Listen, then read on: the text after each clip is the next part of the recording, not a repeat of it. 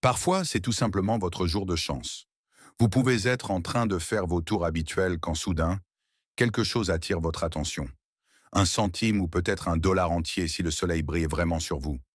Mais que se passerait-il si vous trouviez quelque chose qui changerait le monde pour toujours? Certaines personnes ont réussi à faire justement cela. Des dinosaures anciens découverts en Chine jusqu'à des fosses communes effrayantes. Voici 20 découvertes effrayantes faites dans des endroits inattendus. Numéro 20. Dinosaures fossiles. Nous commençons par un voyage en Chine. Certains scientifiques ont fait une découverte époustouflante. C'est un fossile qui est intact à 70%, composé principalement d'os de dinosaures. Il a été déterré dans la ville de Lufang et le fossile est estimé à environ 180 millions d'années. Après cette découverte, l'équipe du Centre de conservation et de recherche sur les fossiles de dinosaures s'est mise au travail. Ils savaient qu'ils devaient rapidement déterrer et protéger les os restants de la détérioration. L'urgence était également due à la vulnérabilité de la région à l'érosion du sol. Wang Tao, le responsable du Centre de conservation et de recherche sur les fossiles de dinosaures à Lufang, a expliqué qu'il était incroyablement rare de trouver un Lufangosaurus presque complet. Ce fossile est vraiment incroyablement bien préservé. L'équipe scientifique a estimé qu'il s'agissait d'un type de géant Lufangosaurus. Cette créature vivait à l'époque jurassique précoce. L'idée est basée sur certaines découvertes précédentes, liées à sa queue et à ses os de cuisse. Si ces histoires vous passionnent, appuyez sur le bouton «J'aime» avant qu'un dinosaure encore non découvert ne surgisse dans votre chambre. Numéro 19. Fosse commune trouvée au Pérou. Notre prochaine équipe d'archéologues a fouillé les ruines de Chanchan. Là, ils ont découvert une fosse commune contenant environ 25 corps. Chanchan était le cœur de l'empire Chimo, situé dans le nord du Pérou moderne jusqu'au XVe siècle. L'effort est dirigé par Jorge Meneses de l'Université nationale de Trujillo. Il a déclaré que ce site de sépulture était situé dans une section surélevée de l'enceinte murée de Grande Chimo. Un squelette a été enterré peu après. D'autres os étaient blanchis par les intempéries et mélangés avec le reste. Donc ils avaient probablement été déplacés après l'inhumation. Les restes étaient enveloppés dans un tissu en coton, suivi d'une couche de tissu végétal. Fait intéressant, à côté de certains des corps de femmes, il y avait des aiguilles, de la craie et des outils de couture. Le ministère de la Culture du Pérou pense que cette disposition pourrait refléter leurs activités quotidiennes lorsqu'ils étaient en vivant. Les chercheurs ont également trouvé un grand nombre de récipients en céramique dans la tombe. Cynthia Cueva, qui supervise le programme de recherche archéologique de Shanshan, a déclaré que l'abondance de ces objets funéraires suggère qu'il s'agissait d'individus de haut statut. L'Empire Chimu a prospéré le long de la côte nord du Pérou de 900 à 1450 de notre ère. À son apogée, Shanshan abritait environ 30 000 personnes. Numéro 18. Vikings sans tête. En juin 2009, des chercheurs ont trouvé beaucoup plus que ce à quoi ils s'attendaient dans la ville côtière anglaise de Weymouth. En fouillant dans une carrière romaine abandonnée pour la prochaine route de déviation de Weymouth, ils ont découvert une fosse commune contenant 54 squelettes mutilés et une pile de 51 crânes. Cette découverte étrange a amené beaucoup de gens à se demander quelles étaient les identités de ces individus et les circonstances macabres entourant leur mort. Bien que le moment exact de leur décès ne soit pas confirmé, on pense que ces restes appartiennent à des personnes du début du Moyen Âge, spécifiquement entre le 5e et le 10e siècle, suspectées d'être le résultat de conflits entre les anglo-saxons et les vikings envahisseurs. Fait intéressant, tous les os sont des hommes, principalement âgés de 17 à 25 ans, avec quelques-uns étant légèrement plus âgés. Aucun ne montre de signes de blessures de combat, seulement des blessures d'exécution. Ces hommes étaient probablement des prisonniers plutôt que des soldats. Il semble qu'ils aient tous été exécutés en même temps, dans ce qui peut être décrit comme une affaire précipitée et quelque peu chaotique. Certains avaient de multiples profondes coupures sur leur crâne, leurs mâchoires et leurs vertèbres, et des os de mains et de poignets cassés suggèrent que certains pourraient avoir essayé de se protéger pendant l'exécution. Lors de la découverte, les crânes, les os de jambes et les côtes étaient séparés. 3 des crânes ont pu être soit exposés sur des pics, soit gardés comme trophées, ce qui implique qu'ils auraient pu être des hommes d'une importance sérieuse. Numéro 17. Empreinte de pieds d'oiseau moa trouvée à Owen, Nouvelle-Zélande. Il y a près de 3 décennies, quelque chose d'effrayant s'est produit. Cette équipe de recherche historique explorait un vaste système de grottes sur le mont Owen, en Nouvelle-Zélande. Ils ne savaient pas vraiment ce qu'ils pourraient trouver, mais quand ils ont rencontré quelque chose d'à la fois étrange et déroutant, cela a attiré l'attention du monde. À la lumière tamisée de la grotte, ils ont trouvé ce qui ressemblait à une énorme griffe de dinosaure. Elle était si bien préservée qu'on aurait presque dit que la créature venait tout juste de... Ils ont donc pris la griffe pour l'étudier plus avant. Les découvertes étaient des nouvelles incroyables. Il s'est avéré que la griffe creepy était en fait les restes momifiés de quelque chose d'inconnu appelé un moa de montagne. C'était un oiseau préhistorique vraiment massif. Il est éteint depuis des siècles. Avec des informations basées sur une étude ADN, nous savons que les premiers moas sont apparus il y a environ 18,5 millions d'années et qu'au moins 10 espèces différentes de moas existaient, mais elles se sont toutes éteintes.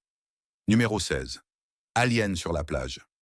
Un matin, sur une plage australienne, un homme est tombé sur quelque chose qu'il pensait pouvoir venir d'un autre monde. Alex Tan a posté une vidéo de la créature mystérieuse et décédée, demandant à l'intelligence collective d'Internet de suggérer des identités extraterrestres sur Instagram.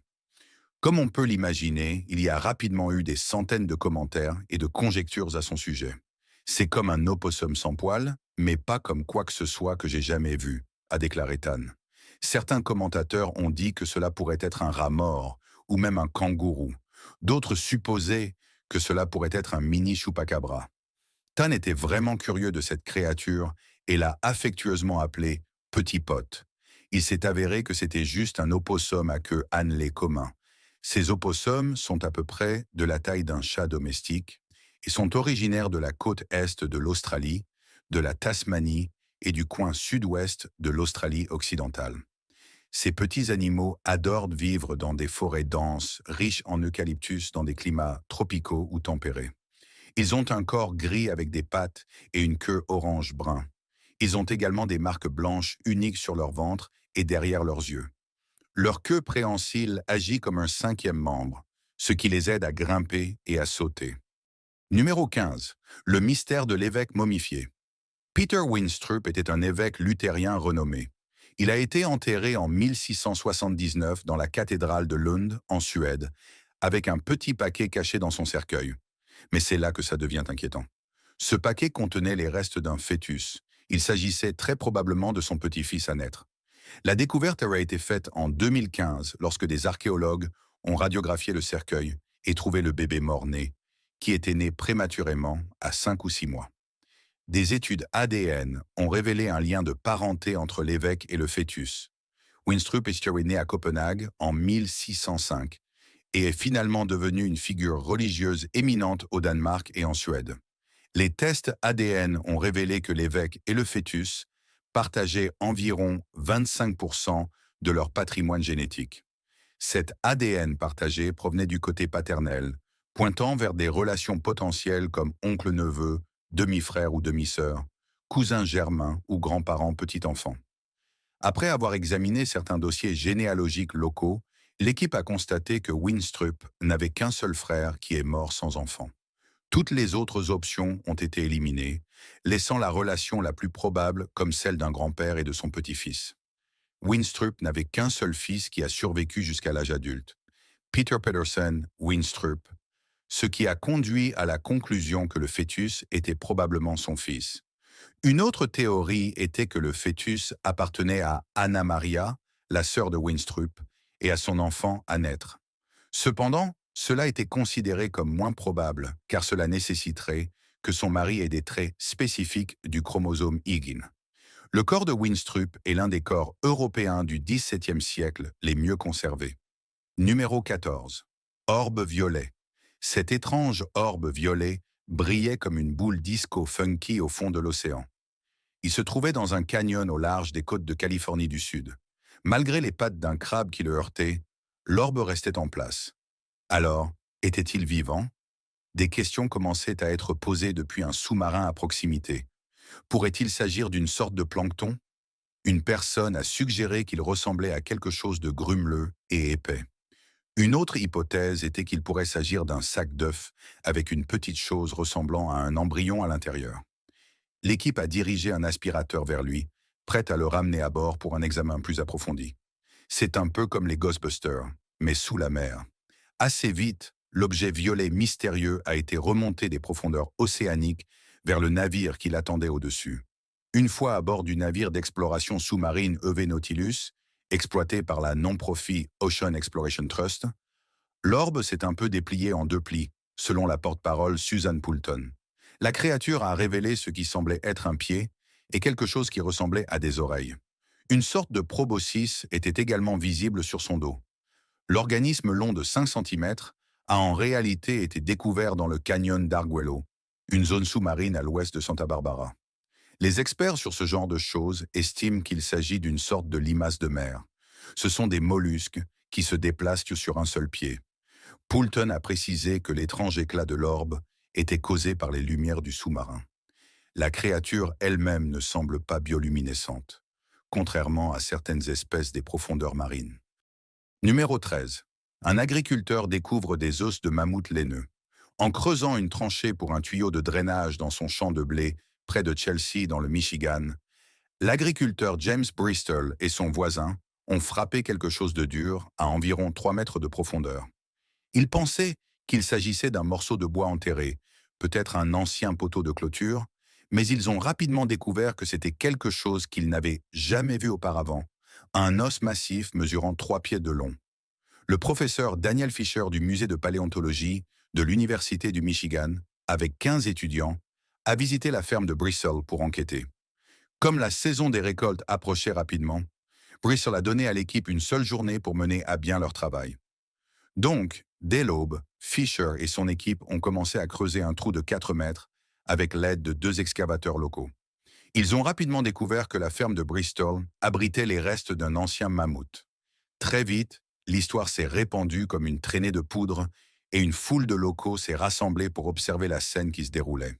Au coucher du soleil, sans même faire de pause pour les repas, l'équipe avait déterré environ 20% du squelette de la créature, qui ressemblait maintenant à un éléphant.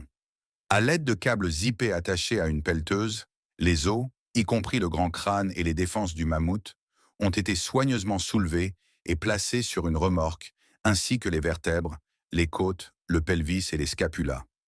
Le trou a ensuite été rebouché.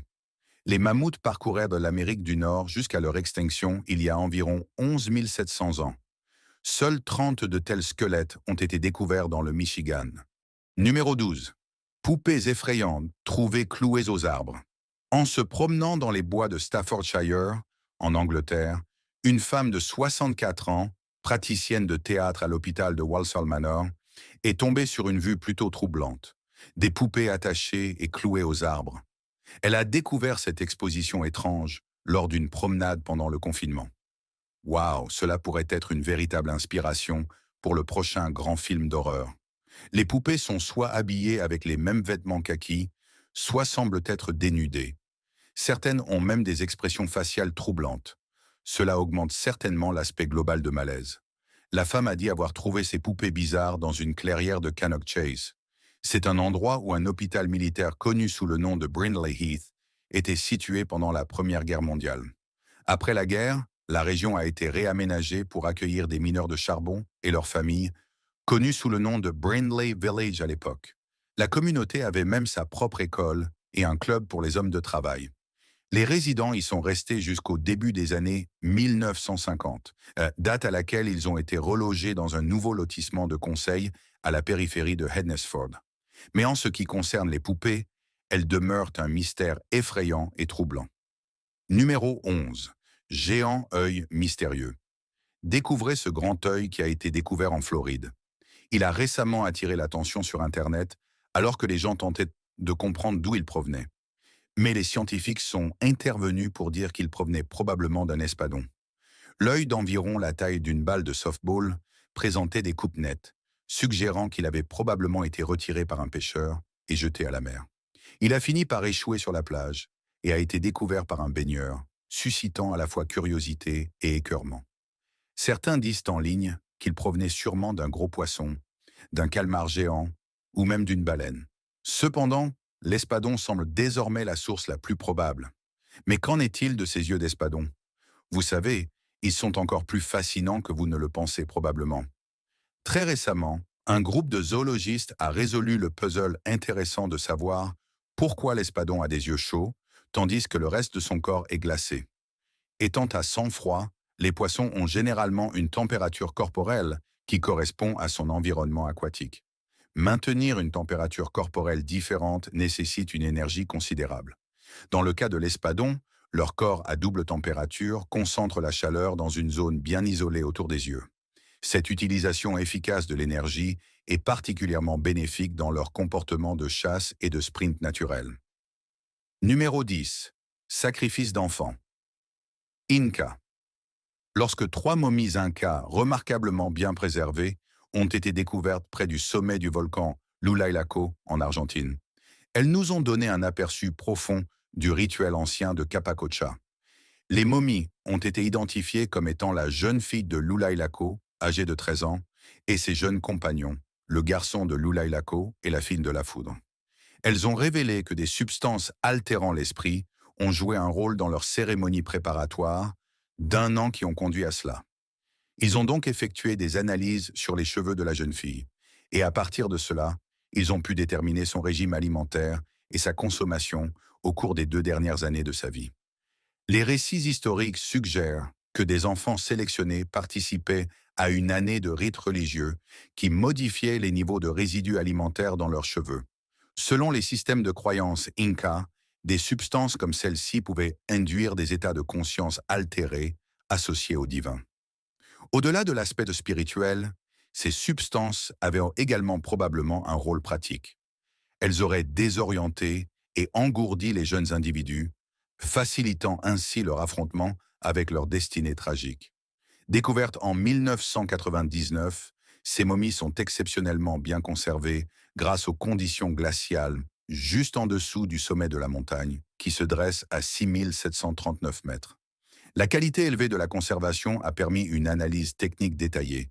Couplée à l'état pur des artefacts et textiles trouvés avec elles, les experts ont pu reconstituer les événements entourant leur vie il y a 500 ans. Numéro 9. Enfants handicapés enterrés comme des rois.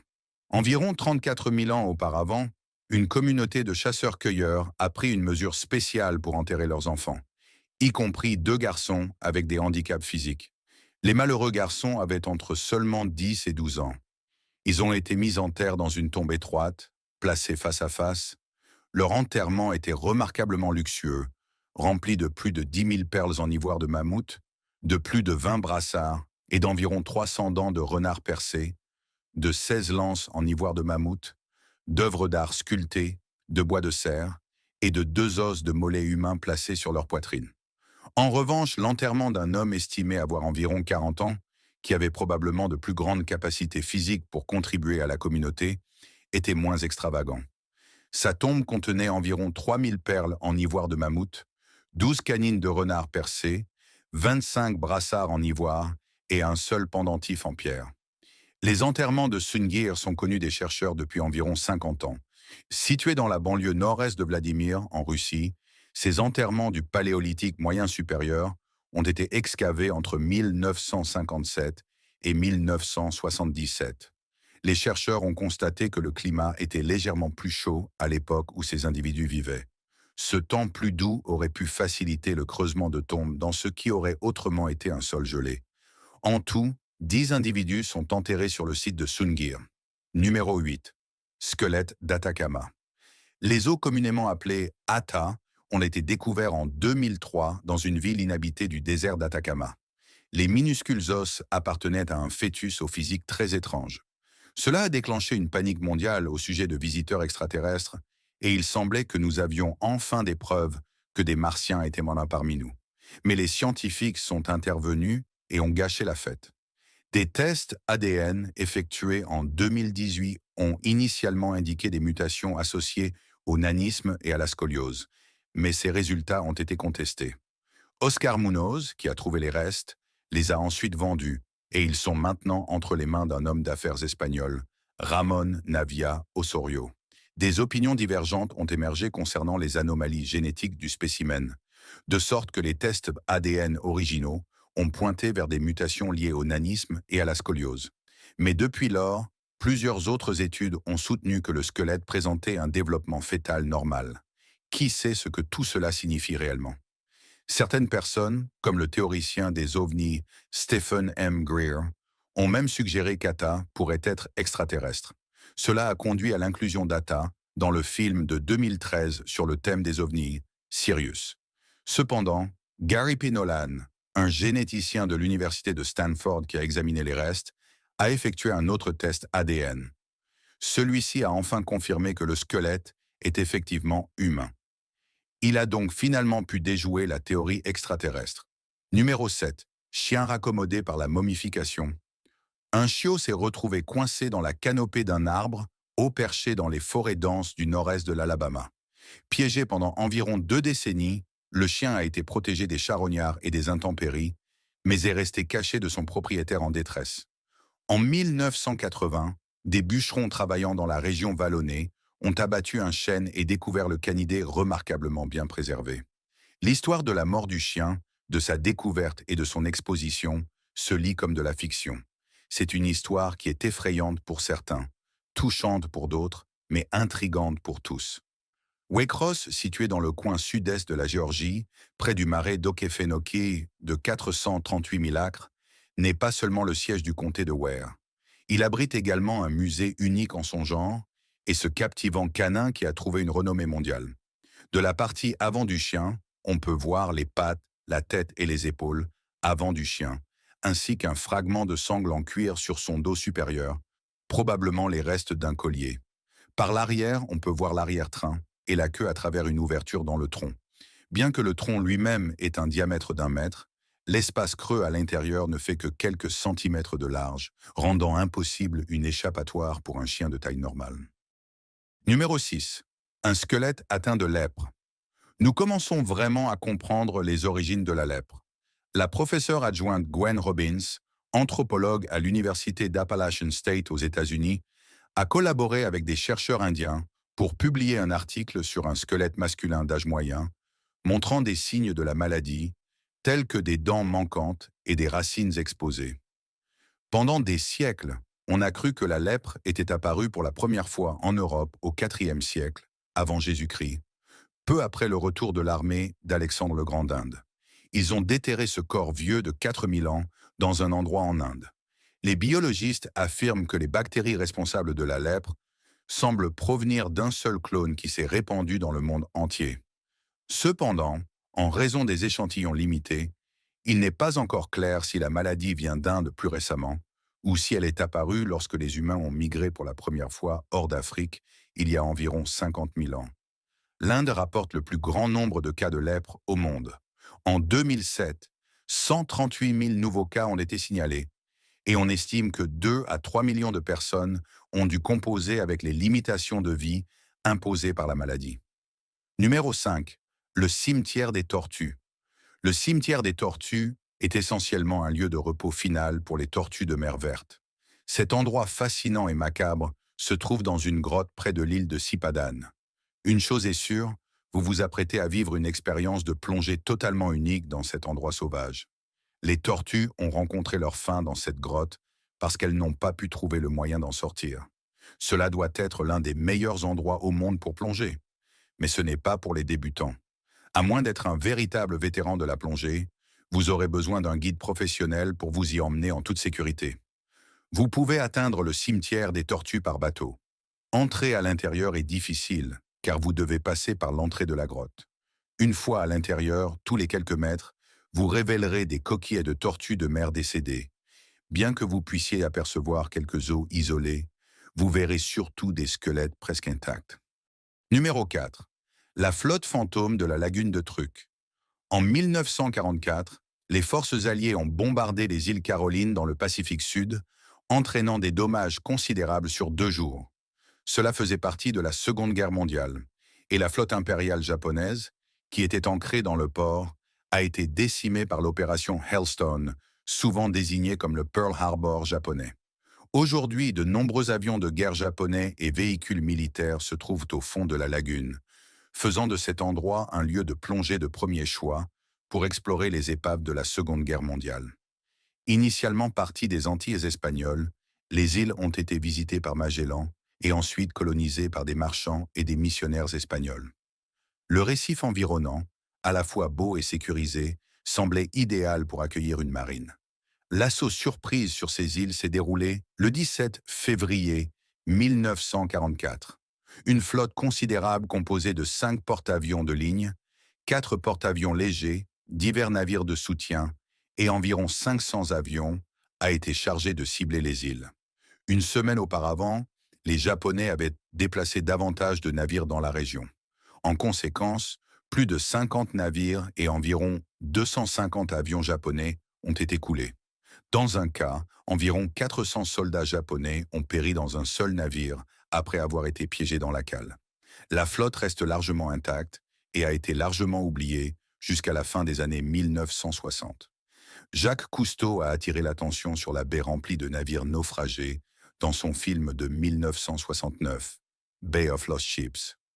À l'époque, de nombreux navires contenaient encore les restes de leur équipage. Depuis lors, alors que des plongeurs d'épaves ont rendu le site public, le Japon a lancé des efforts de nettoyage et la plupart des corps ont été rapatriés et enterrés. Cependant, certains restent encore sur le site. Les conditions de plongée sont généralement favorables en raison des eaux claires et peu profondes, mais les épaves elles-mêmes peuvent être dangereuses. En dehors des risques évidents comme les bords tranchants et les fils enchevêtrés, les fuites de pétrole et de carburant accumulées depuis des décennies ajoutent une autre couche de danger. Numéro 3. Sources hydrothermales. Les sources hydrothermales sont essentiellement des fissures sous-marines par lesquelles l'eau chauffée géothermiquement s'écoule. Vous les trouverez principalement près de volcans actifs ou dans des zones où les plaques tectoniques s'éloignent les unes des autres, comme dans les points chauds, les dorsales océaniques et les bassins océaniques. Ces sources contribuent à la formation de roches et de minerais sur le fond océanique. Sous l'eau, ces sources peuvent apparaître comme des fumeurs noirs ou des fumeurs blancs, en fonction des minéraux qu'elles libèrent. Les zones autour de ces sources sont particulièrement vivantes, grouillant d'écosystèmes complexes qui sont beaucoup plus productifs que la plupart des abysses. Des organismes comme les archées et les bactéries chimiosynthétiques près des sources sont à la base de la chaîne alimentaire, nourrissant une variété d'espèces comme les crevettes, les coques, les vers tubicoles géants et les patelles. Même la planète Mars pourrait en avoir eu dans son histoire. Structurellement, certaines sources hydrothermales ressemblent à des cheminées dont les formes sont quelque peu cylindriques. Ces formations se produisent lorsque les minéraux dans le fluide de la source interagissent et se déposent, en particulier lorsque l'eau super chaude des sources rencontre l'eau de mer presque gelée. Par exemple, il y avait une structure de fonte haute appelée Godzilla sur le fond de l'océan Pacifique près de l'Oregon qui mesurait 40 mètres avant de s'effondrer en 1996. Numéro 2. Les momies de Frankenstein écossaises.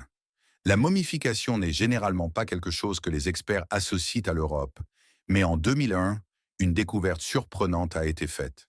Lors de fouilles à Clad Hallan, un site de l'âge du bronze sur l'île de South Uist, dans les Hébrides extérieures écossaises, des archéologues ont déterré 2 crânes qui suggéraient une momification intentionnelle. Les restes d'un homme et d'une femme ont été trouvés enterrés ensemble en position fœtale. Certains tests scientifiques semblaient montrer que leur corps avait été délibérément préservé pendant un certain temps dans des tourbières voisines. La momification a été utilisée étonnamment souvent dans l'histoire mondiale, commente Mike Parker Pearson, un archéologue à l'University College de Londres. Mais c'est la première fois que nous voyons des preuves claires qu'elle a été utilisée dans les îles britanniques pendant l'âge du bronze. En y regardant de plus près, les découvertes ont pris un tournant encore plus surprenant. De même, le squelette féminin comprenait un crâne masculin, un torse féminin et un bras d'une troisième personne de sexe indéterminé, comme l'ont confirmé de nouveaux tests ADN. La datation au carbone a révélé que le crâne de la momie féminine est probablement plus vieux de 50 à 200 ans que le reste de son corps. Numéro 1. L'eau jaillissant d'un vieil arbre. Le mûrier de Denosa, situé dans le village de Denosa, au Monténégro, a une caractéristique unique. il jaillit de l'eau de son tronc lorsqu'il pleut fortement. Ce phénomène est dû à un trou dans l'arbre qui permet à l'eau d'une source souterraine de s'écouler.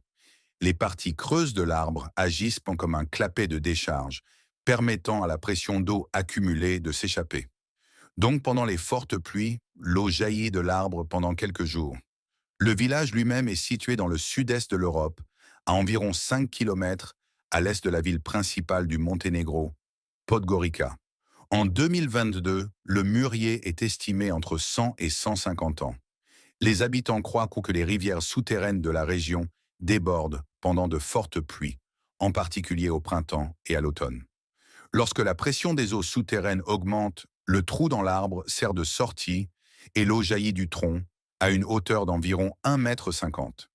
Ce spectacle annuel est observé par les résidents de Dinocha depuis les années 1990. Donc, c'était une collection assez incroyable de découvertes inhabituelles, n'est-ce pas? Quelle est la meilleure chose que vous ayez jamais déterrée? Faites-le nous savoir dans les commentaires ci-dessous. Consultez également nos autres contenus sympas qui apparaissent à l'écran en ce moment. À la prochaine!